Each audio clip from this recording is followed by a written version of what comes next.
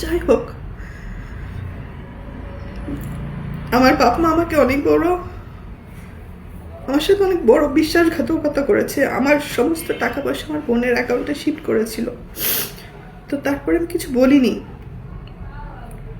আমার ইন্ডাস্ট্রির কিছু মানুষ, আমাকে যারা ভালোবাসে, তারা আমাকে সাপোর্ট করেছে। ওই সময় 2007-এর ঘটনা বলছি।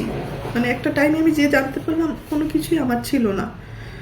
পরে আমাদের ফিল্মের কিছু মুরব্বীরা মিলে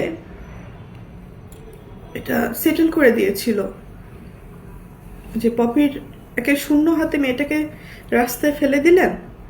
বিশেষ করে আলমগীর ভাইয়ের কথা বলবো, কারণ আলমগীর ভাই আমার কাছে, হয়তো আপনাদের কাছে হিরো, কিন্তু আমার কাছে একজন বলবো যে আমার সবচেয়ে বড় ওয়েলিশার ছিলেন বাদল খন্দকার। আরও আছে, আরও অনেক কাছের মানুষ আছে, তারা এই প্রবলেমগুলো ভিতরে ভিতরে জানতেন এবং ওনারা আমাকে অনেক সাপোর্ট করার চেষ্টা করেছেন। আমার বাবা মাকে ডাক দিয়ে বললো যে ওর কিছু জিনিস ওকে ফেরত দেন, কারণ এটা তো একটা মেয়ে, হ্যাঁ, ওর জীবনে বেঁচে থাকার জন্য কিছু না কিছু ফেরত দেন। তো তখন আমার বাবা মা কী কারণে আমার সাথে বেইমানি করেছিল আমি জানি না, হয়তো এরকম ঘটনা অনেক আছে। আমাকে আলমগীর ভাই একবার বলেছিল যে এটা এই সেম ঘটনাটা শাবানা ম্যাডামের সাথে হয়েছে। কারণ আমি না তখন মেন্টালি খুব আপসেট ছিলাম যে আমার বাপ মা ভাই বোন আমার সাথে এরকম করলো, বিশ্বাসঘাতকতা করলো, আমার সাথেই করলো। তখন আলমগীর ভাই আমাকে বলেছিল না, এই ঘটনা এর আগে অনেক মানুষের সাথেই হয়েছে। তো সেই সান্ত্বনা নিয়ে হয়তো আমি বাকি জীবনটা পার করতে চেয়েছিলাম এবং কাজ করে আমি আবার সার্ভাইভ করেছিলাম।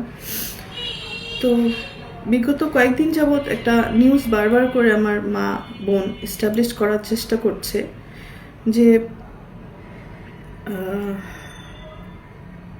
আমি জমি দখল করতে গেছি।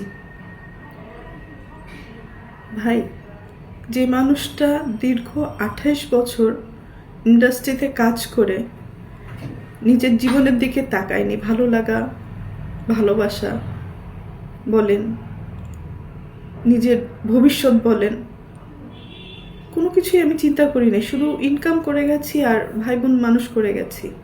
শুধু ভাই বোন না, আমি আমার পুরো পরিবারে, আমার নানির ফ্যামিলিতে আমি সাপোর্ট করেছি, আমার দাদির ফ্যামিলিতে আমি সাপোর্ট করেছি।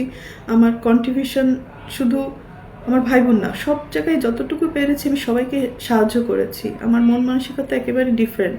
মানে আমি একা ভালো খাবো, ভালো থাকবো, আমি সবাইকে নিয়ে ভালো থাকতে চেয়েছি, ভালোভাবে বাঁচতে চেয়েছি।